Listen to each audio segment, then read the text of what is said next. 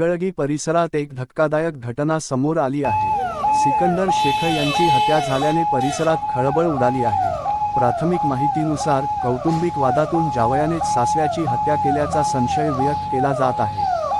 घटनेची माहिती मिळताच पोलिसांनी घटनास्थळी धाव घेत पंचनामा करून मृतदेह शवविच्छेदनासाठी पाठवला आहे। आरोपी जावयाला ताब्यात घेण्यात आल्याची माहिती सूत्रांनी दिली आहे। या प्रकरणाचा अधिक तपास पोलिसांकडून सुरू आहे। मी राहणार इंगळगी, तालुका दक्षिण सोलापूर। आमचं काका शेतात पाणी देत असताना जावयाने पहिल्यांदा बघितलं, रोडनं या साईडनं फिरून बघितले। कोणी नसताना गपचूप गाडी घेऊन चाकून शेतदार वार केला।